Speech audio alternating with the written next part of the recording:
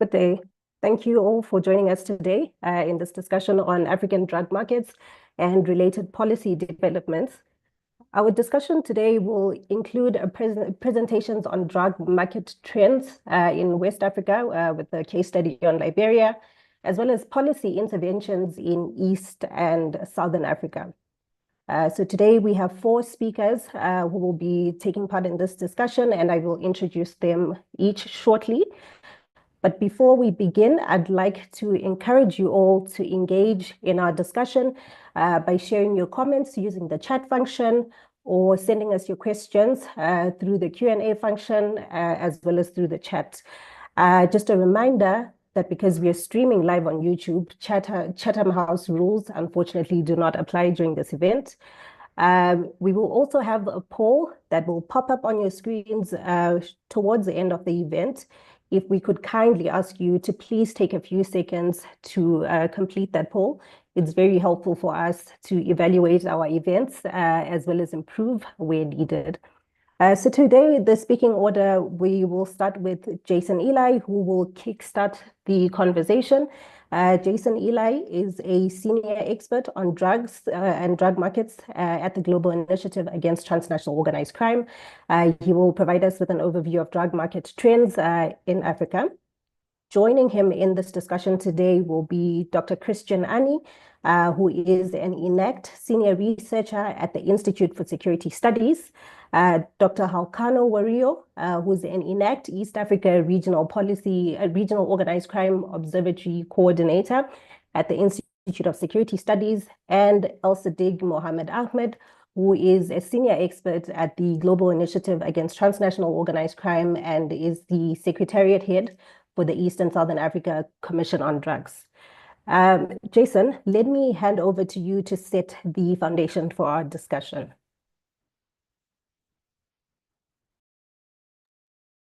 Thank you, Rimbi. And good afternoon, everyone. Some years ago, at a CND side event, not too dissimilar to this one, I gave a presentation that discussed the issue of what do we really know about illicit drug markets and flows in Africa. At that time, I noted that much of what we thought we knew was grounded on biased historical perspective, absent or incomplete data sets, and in some cases, pure conjecture. In short, it was the perspective of that event that as an international community, we thought we knew more about what was happening in African drug markets than we really did. There were a number of reasons for this. The limited availability of and access to country-specific data. Very few countries produced or issued an annual drugs report of any kind at that time. Of the data that was available, most was restricted to law enforcement numbers related to seizures or arrests, or consisted of rudimentary project-specific numbers. An exceedingly low response rate among African nations to the UN's annual reports questionnaire voluntary reporting program, the ARQ, as you would know it. At that time, only 10 of 54 states had submitted a response, and only 2 of those submitted a complete response. In fact, a dozen nations had never submitted a response. A fundamental consequence of this challenge was demonstrated by the fact that we had no idea how many people used drugs in any one country at that time, and we had no real evidence around what drugs were truly being consumed in any one country. As a result, from a threat mitigation or harm reduction perspective, nations were limited in their ability to develop evidence-driven policy and program responses that were relevant to the characteristics of their current drug market environments. How can we disrupt a market if we have no idea of its structures, boundaries, or drivers? In the intervening years, however, efforts have been made to improve this situation. The UN has made strong efforts to increase ARQ response rates across the continent, and they are seeing some initial success. The African Union launched its Payendu data surveillance program and prioritized assistance to several countries to initiate basic data collection and reporting activities. International development assistance programming began to target surveillance incapacities in several countries across the continent. An East and Southern Africa Commission on Drugs was launched, with improving drug market surveillance data identified by its commissioners as a key regional challenge for their advocacy and support. Yet, in the wake of these efforts, it continues to remain true today, some years later, that our knowledge about the continent's drug markets remains a weak, characterized still by geographic-based conclusions based on inferential proximity or association, persistent historically biased prejudices, and increasingly fantastical urban myth-based tales of drug market lore. The latter, in particular, driven by sensationalist traditional and social media platforms, have tended toward becoming the more accepted view of what is really happening in some places. And this further erodes a nation's ability to develop appropriate policy and program action. What do I mean here? Well, let's look at just two examples. 4 years ago, as some of you might remember, in Congo, a rumor arose that a new unknown drug was making drug users crazy. It was called Bombay and was alleged to consist of ground catalytic exhaust stolen from vehicles. An avalanche of news stories arose and documented this fact, reinforcing this origin claim. Reporting of this metallic-based drug even made it into official multilateral drug reporting spaces. Yet, Bombay was nothing of the sort. Subsequent chemical analysis of a series of Bombay samples revealed that the substance was, in fact, a heroin-based concoction containing also caffeine and benzodiazepines. It contained no hydrocarbon metals. It was not derived from ground catalytic exhausts. More recently, and perhaps more dramatically, stories of a drug made from human flesh drawn from dug-up corpses gained international attention. Young drug users in Sierra Leone were dying in high numbers, and the cause was attributed to a new drug, Kush, that was purported to consist of many ingredients, including, among others, rat poison, formaldehyde, fentanyl, and, yes, human tissue. Yet again, however, subsequent chemical analysis revealed these fantastical tales to be false. Across dozens of samples, Kush was found to consist of synthetic cannabinoids and, most alarmingly, of nitazene compounds, a powerful synthetic opioid, and the most likely cause of the overdose crisis.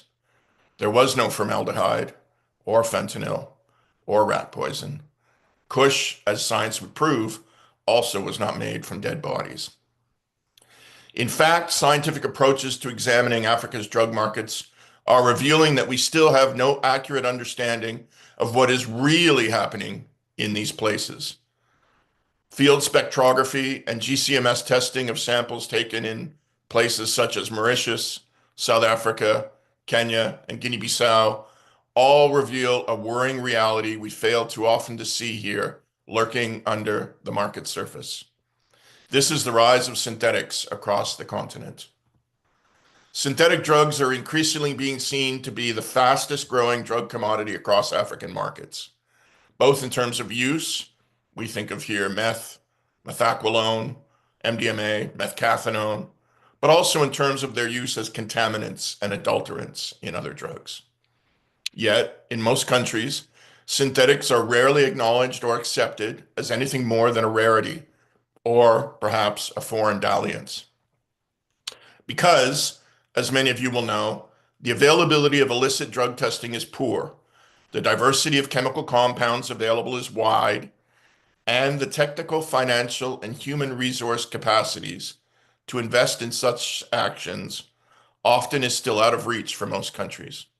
Today, in spite of the increased attention and efforts made to develop the beginning of a continental baseline on drugs, one grounded in science and sense, we remain, to a great degree, in a continental present where still we cannot say, with any degree of certainty, how many people use drugs in a specific country and what they use.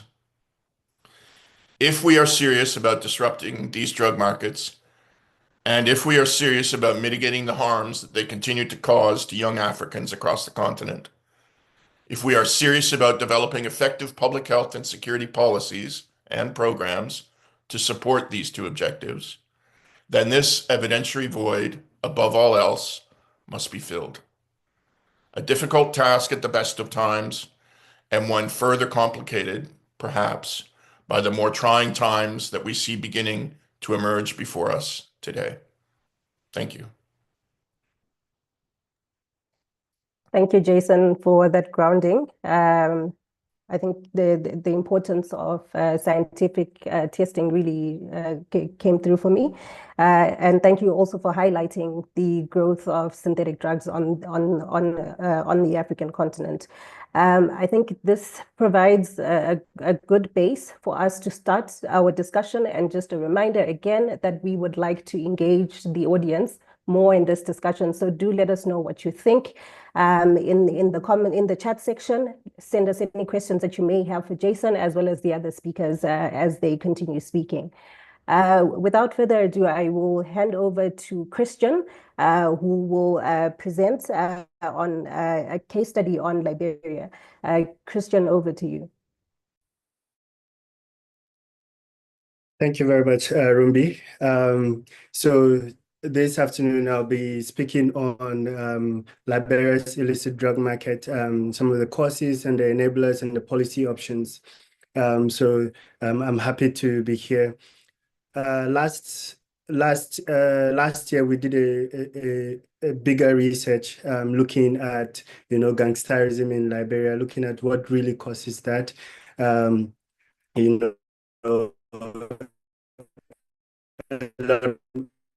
Also dovetails to the linkages between substance abuse and youth violence. It's a new finding that we kind of was also coming out from our field researches. I think Jason already talked about it, the issue of Kush, which has become a ravaging a menace mainly for all the countries in the Mano River area.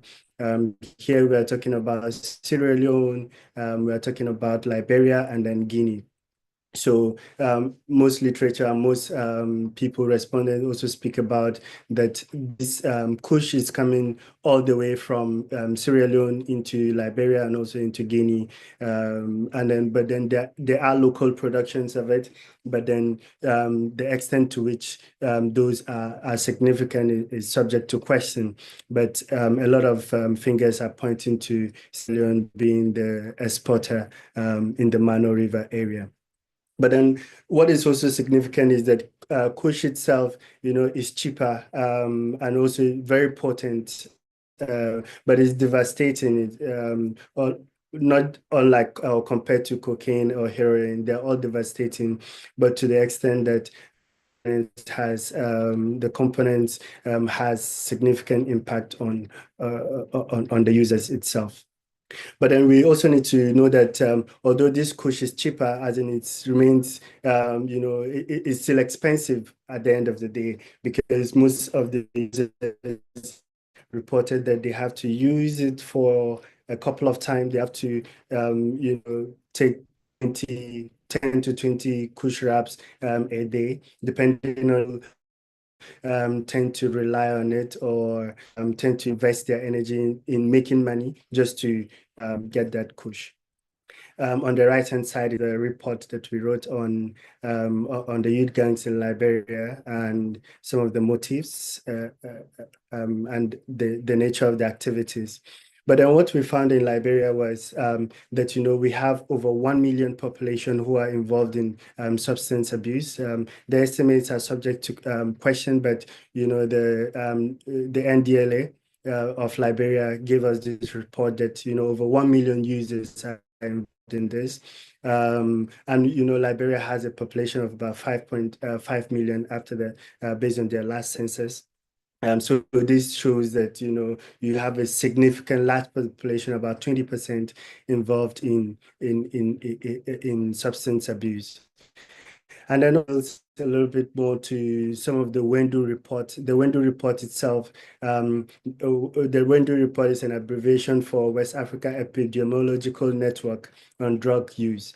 And this network is managed by the ECOWAS Commission, and it kind of shows that there's a growing involvement of minors in substance use disorder. We also have, like when you come to Liberia as well, we have different counties, and most other counties where Monrovia is.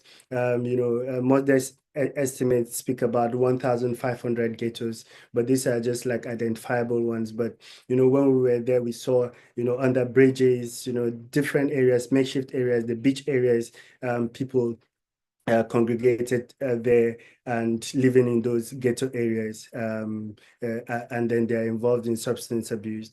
And then in Monrovia itself, about 1,000 of it.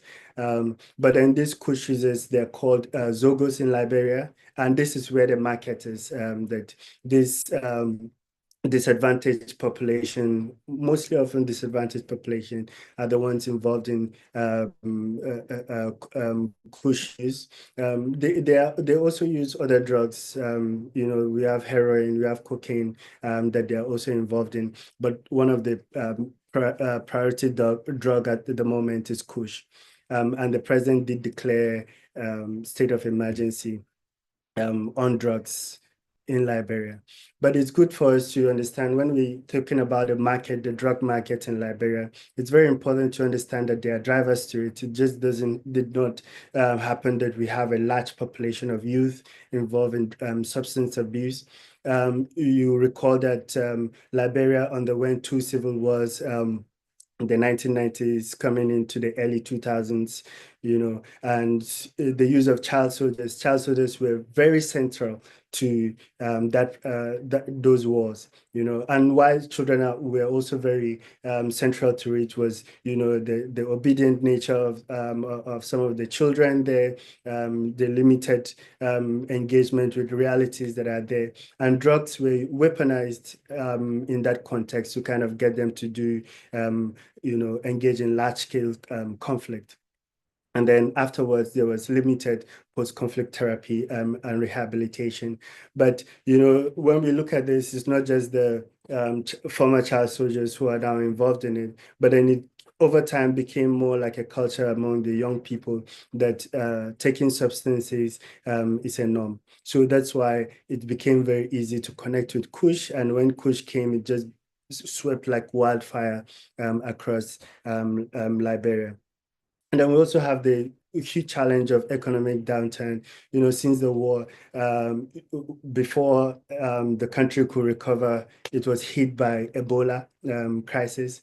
It's still struggling with that. Couple of years, 4 years into it, you had the COVID-19 coming on again, affecting the population. You also have issues of corruption. People were given government positions just because so that peace will reign, because there was no there was no reconciliation. There was no process of truth and reconciliation process to get people to kind of go through justice process for their crimes during the war. So people were just given some government positions because of their standing during the war. And then it just happened that they continued that process of corruption. We also have issues of unemployment.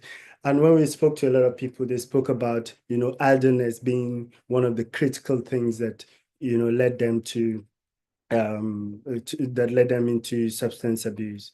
But in the substance abuse, there's a huge nexus between that substance abuse and gangsterism, and that's youth violence, but not just youth violence, but also youth criminality.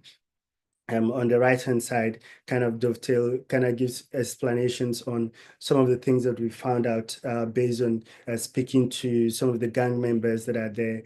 And they were very frank with us, about the things that they do, whether it's theft of phones and then recovery of stolen phones as well. But for there's a lot of things that they do, whether it's in sex work, it's also there for the young female ones. And then we spoke about protection and intimidation services. They're involved as, bodyguard, they're hired to intimidate their opponents. They have physical attacks on individuals. There are several cases of when youth were involved in various acts of criminality. And then just recently, some youth were also involved in arson, but to the extent to which it's a protest and also of specific gangsters is subject to question. But then they can be recruited by different actors, influential actors, to engage in violence. And then, they're also involved in, facilitating and distributing from Sierra Leone. They spoke to us about how they will lie in wait in the beach areas, waiting for the kush to come from Sierra Leone in beach areas, and then when it does come, then they facilitate the delivery to other places. So then youth are the major consumers, and then they end up being the major actors, playing a role in facilitating that trafficking process as well. So then trapping the youth in that cycle of drug abuse and its impact. But then a few points on how to reduce the demand. Well, we got a lot of reports about people taking the kush from school premises itself, and then also openly in communities. And it's it's not hidden. One of the kush sites, or where a lot of so-called Zogos are, who take the kush, where they were just behind a police station, and the police knows about it, and there's nothing they could do about it because it's a crisis for them as well. So it's something that over time there has to be, proactive engagement in school premises, and then also in communities, advocating against the use of drugs. And then we need to, the investment in treatment rehab centers. If we're to reduce that market for drugs, we have to think about how creatively can we invest in treatment and rehab centers to address those crises. But then also thinking about the gendered perspective, because you have women involved in substance abuse, and then you need to cater for them by having women-focused or gendered-focused treatment centers.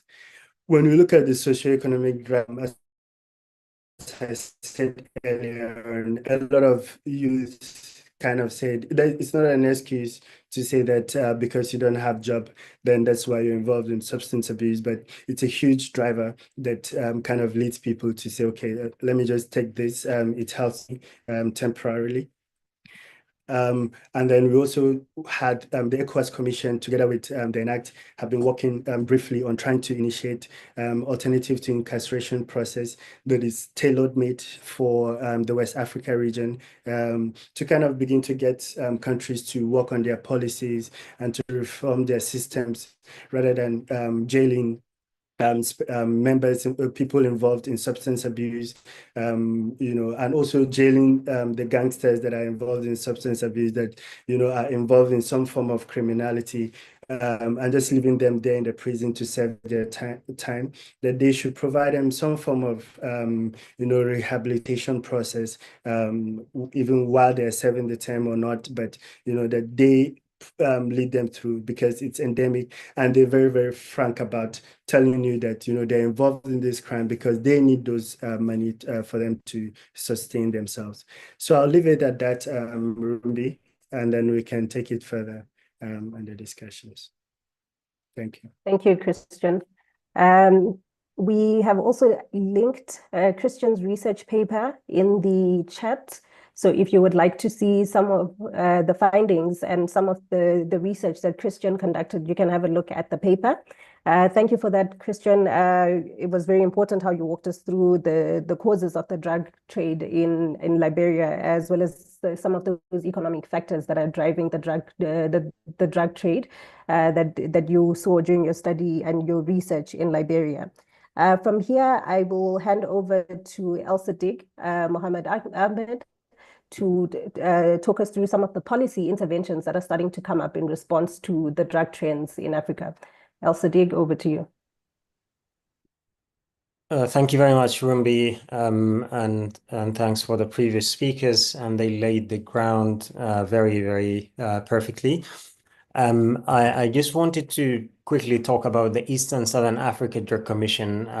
Jason have already mentioned about the situation in the continent, but also it doesn't harm. I can talk quickly about some like what is going on, and then go back to the Eastern Southern Africa Drug Commission.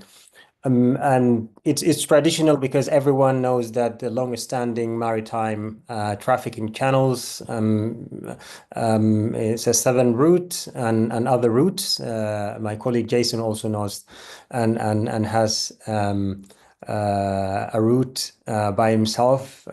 He actually identified that, and I think most of the people are using it. So it's very important to understand where drugs are coming from, and some of the countries or people are thinking that this is like in East Southern Africa, it's a transit area. However, there is a lot of consumption in many of the countries, and also like the escalation in the domestic drug use is as a result of drug supply chains.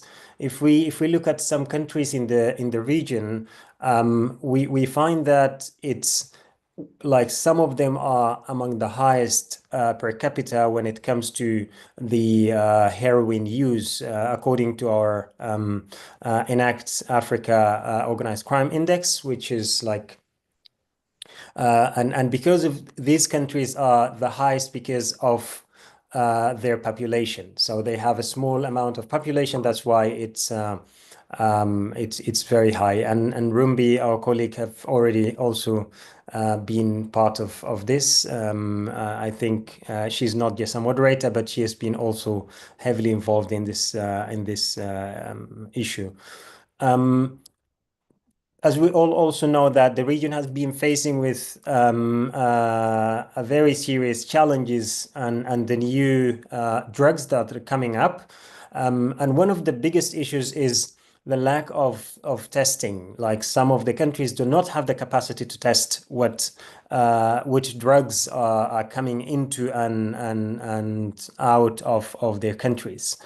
One of also the most like important issues that we have been talking about for a long time is that there is a broad recognition that the current strategic and policy responses to countering drug trafficking and use in the region are not achieving the goals that have been set to achieve, and it needs to be systematically reviewed. And one of the objectives that is coming, or the results that's coming out of that, and also we think that the some of the technical assistance interventions do not correspond to what is the reality in the region, and that's why the Eastern Southern Africa Drug Commission have been kicked off in Cape Town in 2023 in February, with the former President Kgalema Motlanthe of South Africa as chair, and also we have some other former heads of states and high-level personnel in the region. President Shisano, President Kasamo Team, President James Michel, Professor Kwarisha Abdul Karim from Caprice in South Africa, and also Honorable Willie Mutunga. The aim of this commission is to develop an evidence-based policy recommendations for the region, and also to mobilize public awareness and political commitment around drug issue, as well as developing local and regional civil society capacity to working on the drug-related issues. And a global initiative is working as secretariat, providing diplomatic and technical support, and also with a generous support from the European Union, who is funding this project. We had several meetings. These are just a kind of a samples of the latest meetings on cannabis in Mozambique, and then we had meeting in September 2024 in Zanzibar, where we get member states, civil society, and other stakeholders, and also people who use drugs to come to these meetings and also share their views, because there is a feeling that there is a separation between health and law enforcement in this regard, and also people who use drugs have been very much left behind for many years. That's why we thought it's very important they participate in the panels, they tell their stories, and I think it was very, very important engagement. We had some outcomes of the ESACT is we are going to provide recommendations to the region on future programming, such as small, medium activities, to build the credibility of ESACT, rather than just providing technical assistance that might fall into the cracks. And I've just mentioned that because some of the technical assistance do not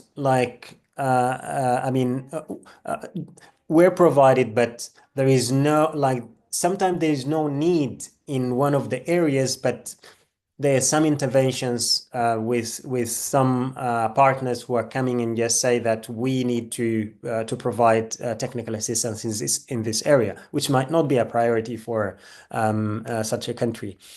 The Commission is also working with the African Union, the IGAD, and the SADC, and consistently coordinating with them on the several meetings that we are organizing. Another important things is emanating from the East and Southern Africa Drug Commission. One of the recommendations is partnering with the EU Act II, which is also a EU-funded project, as well as the Indian Ocean Commission, to prepare the ground for a possibility of a regional drug observatory. Because, as Jason rightly said, the current data that have been shared are do not tell about the reality on the ground. So that's why the Regional Drug Observatory, which it will be a platform for the East and Southern Africa to share information securely and in a better way, because we feel that there's some kind of lack of coordination. Of course, there's some kind of information sharing between these countries, but we need this to be more coordinated in this regard. Talking about the East and Southern Africa Drug Commission, it's a working commission. We had some experiences in the past with some bodies that are having huge events, but at the same time there's no follow-up. That's why we thought that continuous engagement and also providing technical assistance based on these small baby steps, it will help in making consistent steps, and at the same time it helps the people to actually to feel that there is work going on. My colleague Halkan will speak later on the harm reduction bill, but we have been working with them on that, and we are very proud of this partnership. These are the previous meetings that we have just in 2024. I mean, and I'm going to mention that President Motlanthe was at the CND last year, and he witnessed a lot of developments in the CND, and also he delivered a statement this morning about in one of the side events organized by the Secretariat. It's important. One of the most important recommendations is to the people who are in prison. The focus should be on the high-level drug traffickers rather than the small-scale users. This is one of the most important recommendations that will be coming out of the Commission. Also, ESACT is commissioned multi-country regional analysis of drug policy reform needs and perceptions and challenges to reform in the continent is underway. One of the some case studies are being undertaken in some countries in the region, including South Africa, Mozambique, Zimbabwe, Kenya, Uganda, and Tanzania. What is next? We are going to have a meeting in Nairobi in June 2025, which a launch of a report, because we had several meetings in Cape Town, Mauritius, Mozambique, Zanzibar, and now we are going to compile this in a report to tell about what's happened in the previous meetings and also to provide the recommendations for the region that could help in. And we are going to have a meeting on medical cannabis in Gaborone in April. And also after that, in August, we are going to get together law enforcement and health practitioners in a meeting. It will be in Cape Town in August 2025, because we feel that there's some gaps. Law enforcement authorities, some of them feel that they can do the job by themselves. Health, sometimes they feel that the focus should be more on health. But we are here calling for a balanced approach, bringing all stakeholders together. We're thinking that some of the people are working in silos, and ESACT provide a perfect platform for those people to come together. Thank you very much. Thank you, El Sadiq, for your presentation on the Eastern and Southern Africa Commission on Drugs. Thank you for walking us through those challenges that you have seen in the region, and I think therefore highlighting the importance of the Eastern and Southern African Commission on Drugs on driving drug policy reform in the region. And I think we're going to hear more on that from Haukano Wario, who's going to talk us through the harm reduction bill in Kenya. So Haukano, over to you. Thank you so much, Rumbi. Thank you to my colleagues, Jason, Chris, and El Sadiq for the presentation that has been made. So I'll go quickly over the progress that have been made with regard to harm reduction bill in Kenya, currently about to be tabled in the parliament. But before that, I will quickly go through the landscape of harm reduction in Kenya. So basically, harm reduction in Kenya is anchored on a framework of policies and other practices within the Ministry of Health's approach to harm reduction. So we do have an institution called National Syndemic Disease Control Council. Initially, it was called NASCOP, and its focus has been mostly on HIV/AIDS and TB. And this institution has within its mandate to look for strategies, policies, and other forms of interventions that already exist that form the basis of rolling out harm reduction. So it's been a journey in Kenya as far as harm reduction is concerned. So this national agency relies on existing policy, most importantly, the HIV/AIDS Prevention and Control Act 2006, which was passed way before the new constitution.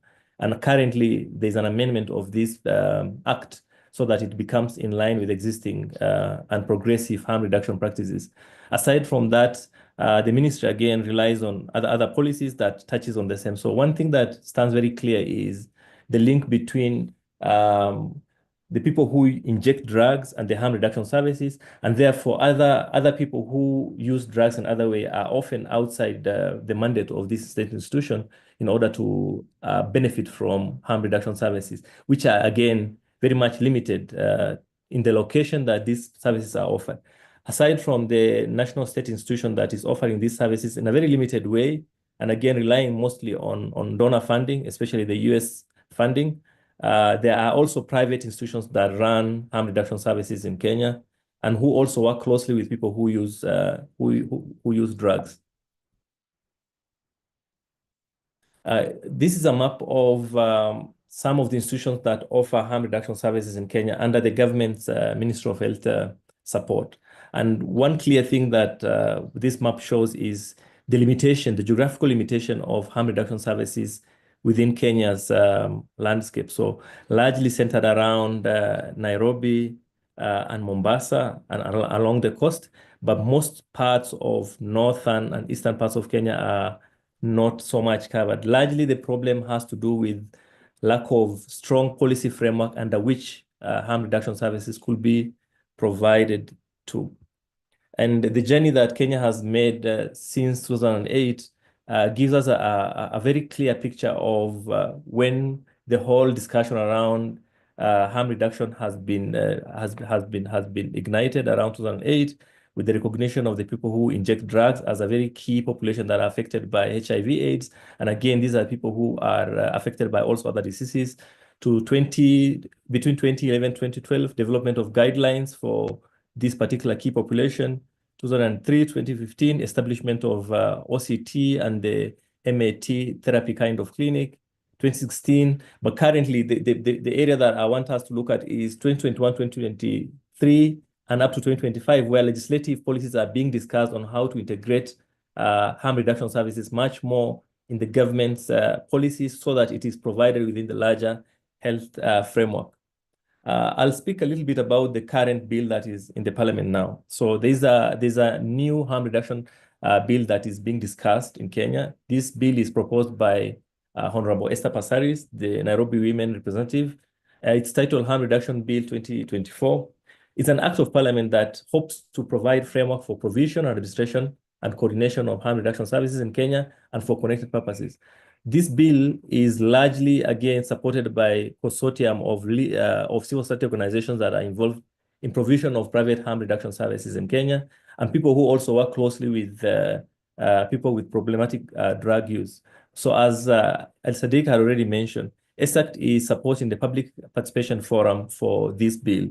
What do we mean by this? So when the bill will go through the reading, ESSACT will facilitate discussion between different stakeholders in Kenya, people who use drugs, people who are affected by drugs, different stakeholders from the parliamentary system, the communities, the public, so that they can also put their input into the bill so that it represents the larger perspective of the larger Kenya Republic.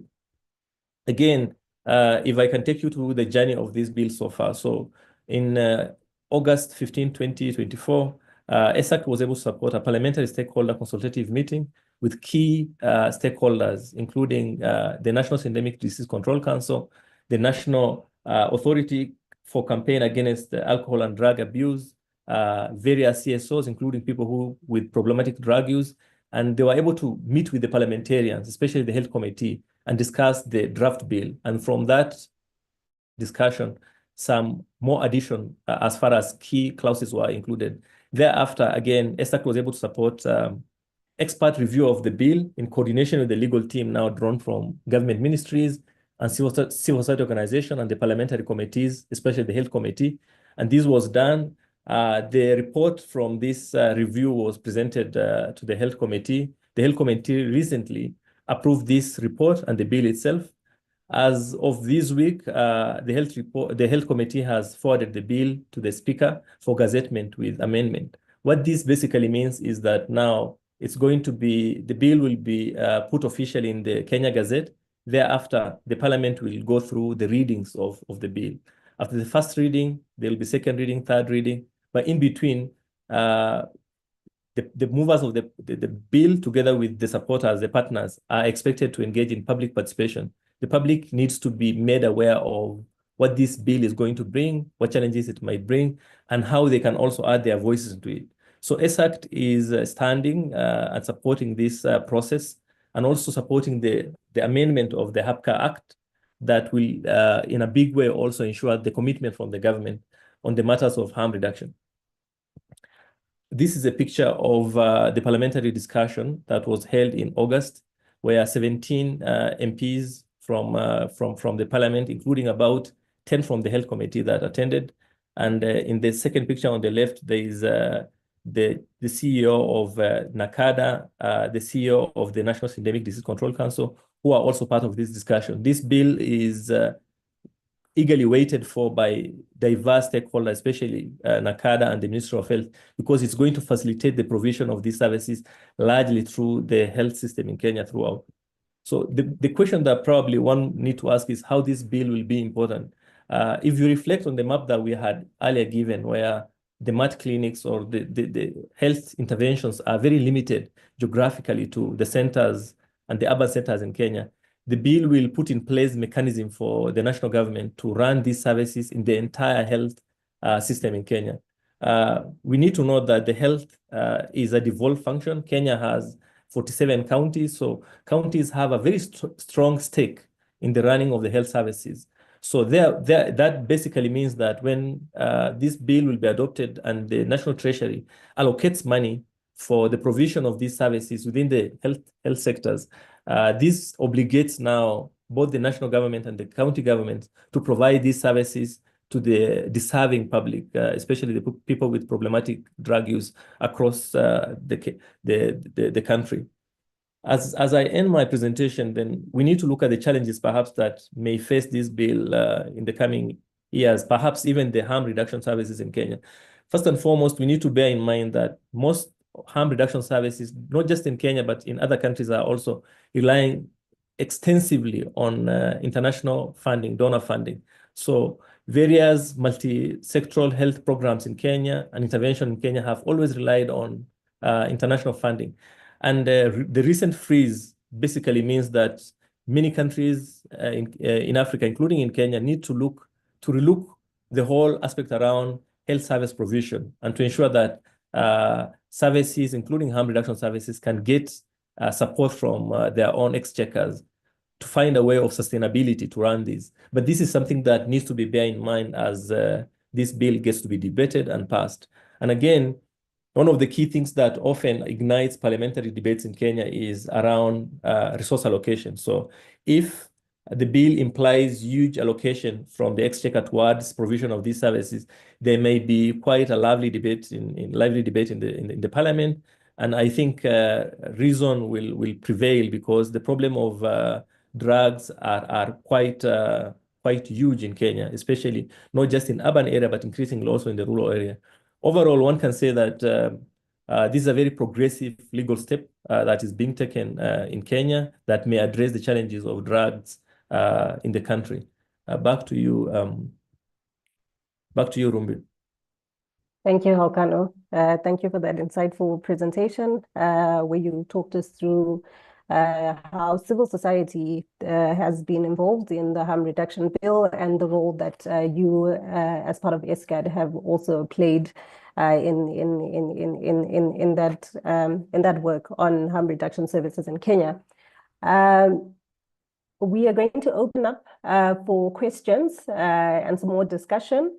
The participants are free to either raise their hand if they want to speak or add their comments in the chat function. Just a reminder to please take a few seconds to complete the evaluation poll that has popped up on your screen. It really helps us evaluate how we are running our events and where we can improve. Just to start us off on the questions, while people warm up as well as post their questions in the chat, I think I want to throw back to Christian's presentation on the drug market in Liberia.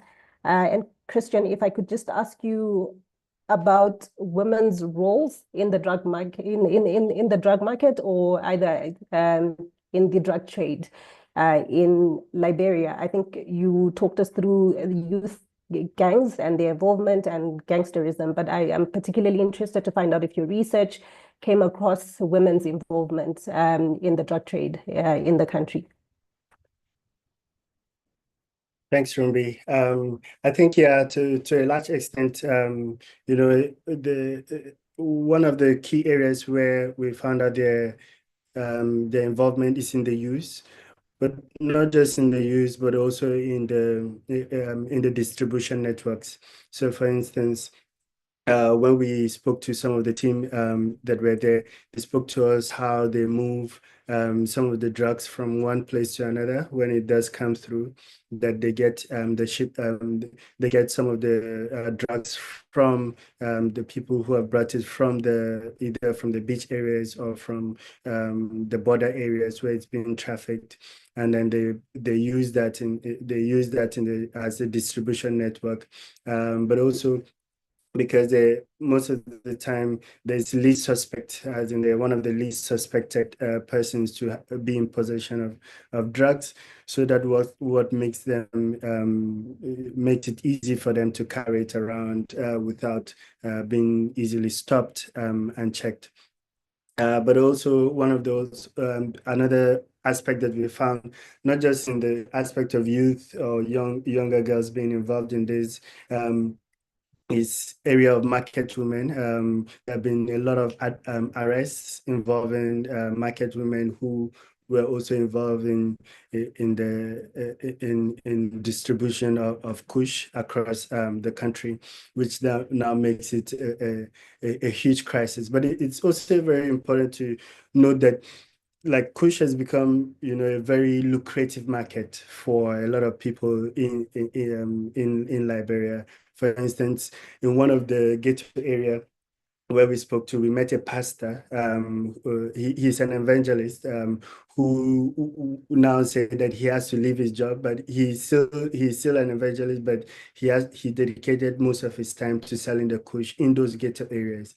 He openly confessed that he knows that it's not good and it's affecting the population, but then it's something that sells fast. Everybody's hooked up into it, so it's very easy to get it across. So I think it's also good to see it from that dynamics as well, that it's a crisis going on, and then everyone has then tapped into it. And as I also mentioned, that just behind the police station you have the Kush, people who are taking Kush, in that particular area, and the police is doing nothing about it. Well, even if it just disband them, they can then they can congregate somewhere else, find another space. So it's good to note that, yes, while the role of women is very significant in that regard, it is multi-pronged. It's almost like an enterprise or a small business or small business enterprise for a lot of people who are looking to make it in Liberia. Thank you for that, Christian. I think that's very interesting. That's something that's overlooked, the role of women, and I think that's quite important for us to also highlight. If I could turn shortly to you, Jason, you talked about the increase in synthetic drugs that we're seeing on the continent. If I could find out if there is any correlation with environmental changes and climate change, are we going to see more synthetic drugs increase at the expense of more of drugs that are more dependent on climate? Or are synthetic drugs going to increase in conjunction with heroin and cocaine? Well, it's an interesting question you raise, Rimbi, and certainly one for policymakers and security analysts to consider. We've seen a significant uptick in synthetics globally, particularly since the COVID pandemic. So coming out of the COVID pandemic, a lot of organizations that were involved in drug trafficking and production have reoriented and adapted to what has been a changing global marketplace. So you've seen synthetics appear in places where they'd never been before. You're seeing new transit locations evolve. You're seeing, in many cases, complete changes in market conditions and supply characteristics. If we look at changes in terms of drugs themselves, certainly there's an overproduction of cocaine going on in Latin America and some challenges with respect to the market, reorienting away from the saturated North American market and more towards Eastern Europe. You're seeing, obviously, in Afghanistan with the ban by the Taliban, an expected reduction in cultivation, but not accompanied by a correlated reduction in supply of opium due to the existence of opium supply stores. You're seeing an increase in production in Southeast Asia, particularly with methamphetamine, but also a reinvigoration of the opium poppy cultivation market there. And a lot of this is contributing also to the way that wholesalers and distributors behavior is changing around the world, particularly in a place like Africa or Eastern and Southern Africa in particular, where markets have been evolving in that we're seeing a replacement of crack cocaine use in many places by methamphetamine as the regional meth markets expand, because simply meth in a grand scheme is cheaper for users to use, given that they just have to buy it once a day, and the duration of the high is significantly longer than the duration of a crack high. So instead of buying crack cocaine 2, 3, 4, 5 times a day, you've got to buy meth once, and the economics of drug use work out in your favor. But more importantly, the benefits, if that's a word I can use, of synthetics is that they're not tied to cultivation. They're not tied to a specific geography of production. Synthetics can be made anywhere, and increasingly can be made with a whole variety of different recipes.